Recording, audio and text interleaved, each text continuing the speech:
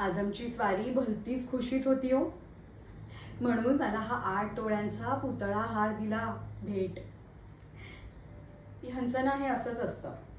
म्हणजे जरा आधी कल्पना दिली असती तर चांगले तोडे बिडे नसते का करून घेतले मी. पण ते नाही, असं अगदी आयत्या वेळेला यायचं आणि हा असल्या भेटी द्यायच्या. तसे 60-70 तोळ्याचे दागिने आहेत हो घरी, पण काय उपयोग, एकही मेना माझ्या पसंतीचा नाही.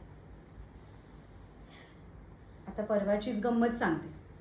शिरगुप्पेंकडे गेले होते हळदी कुंकवाला. तिथे होती गोखलेंची दमयंती. काय बाई मेली, टकामका डोळे काढ काढून बघत होती माझ्याकडे. आता आहेत माझे यजमान श्रीमंत, ह्यांच्या नाकाला कशाला मिरच्या झुंबायला हव्यात हा. माझ्याकडच्या हळदी कुंकवाला या म्हणावं.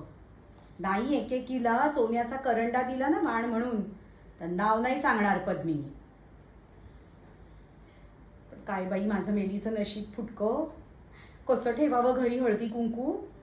आता का काय विचारता, ती भिकाऱ्याची पोरगी आणली ना घरी सून म्हणून, आणि आमचे हे शब्द देऊन बसले. त्या नदी पलीकडच्या जमिनी पायी ही भिकारडी घरी आणावी लागलीये मला. नाहीतर माझा यशवंता तुम्हाला माहितीच आहे, काय बाई देखणा राजबिंडा अगदी. अहो 1-2 नाही, चांगली 56 स्थळं आली होती त्याच्यासाठी सांगून, आणि एकापेक्षा एक तालेवार घरंदाज. पण आता काय उपयोग, जावई धन म्हणून काही मिळालं नाही हो आम्हाला. हे कसं झालंय माहितीये का, तेलही गेलं तूपही गेलं आणि हाती आलंय हे धुपाटणं. तळपत्रीने